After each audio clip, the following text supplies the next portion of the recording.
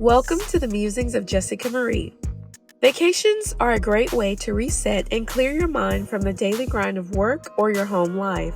Kris and I took a vacation last week and it was much needed. The last time I took time off and away from home was in March when we went to Chattanooga, Tennessee. Just like then, I was in dire need of a change of scenery.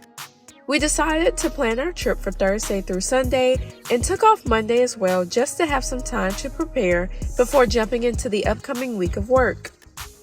Thursday recap. On Thursday, we were able to sleep in until 8 since we had no intention of leaving super early in the morning. We only had a 4-hour drive down to Savannah, so we could afford to hang around the house for a little bit. Kris worked out while I cooked breakfast and did a little vacuuming downstairs. Once we were finished eating, we headed upstairs to get dressed and finish packing up.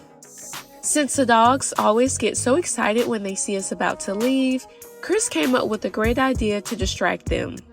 While he loaded the suitcase into the car, I took them outside and brushed the loose fur off of them.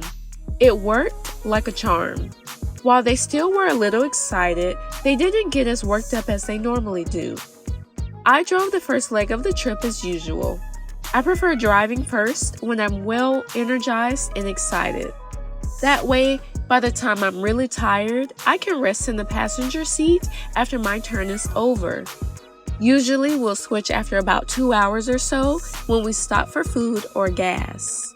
We made pretty decent time and thankfully didn't run into any traffic along the way.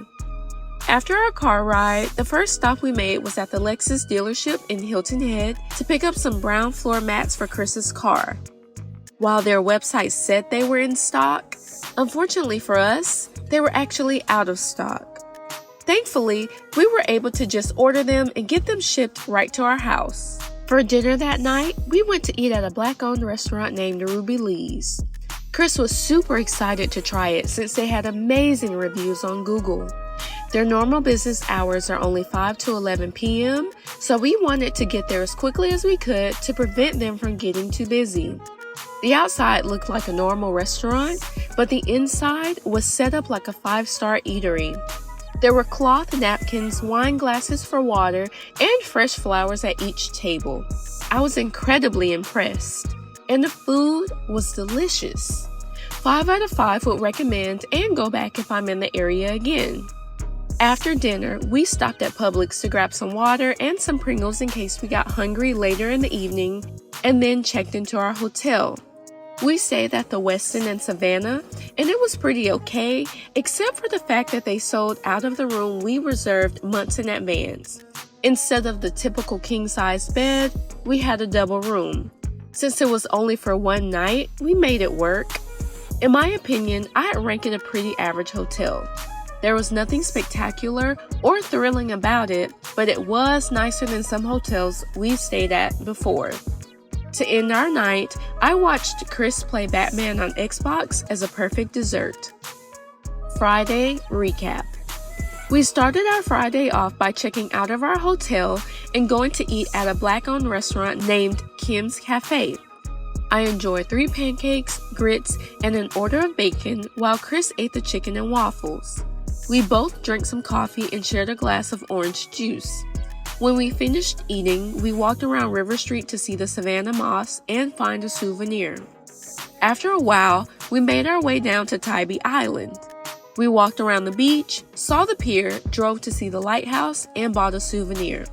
We also stopped to get a couple gallons of gas before we headed down to Jekyll Island to check into our hotel for the remainder of the trip.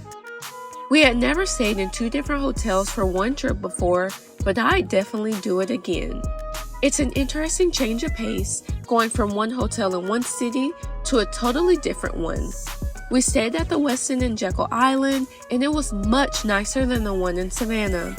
We got the room we reserved, along with a bigger bathroom and free parking. There was a restaurant right across the street from the hotel where we enjoyed our dinner. Then, we went back to our room and played Xbox games for the rest of the evening. Saturday recap. There were little to no options for breakfast by the time we got up and out on Saturday morning.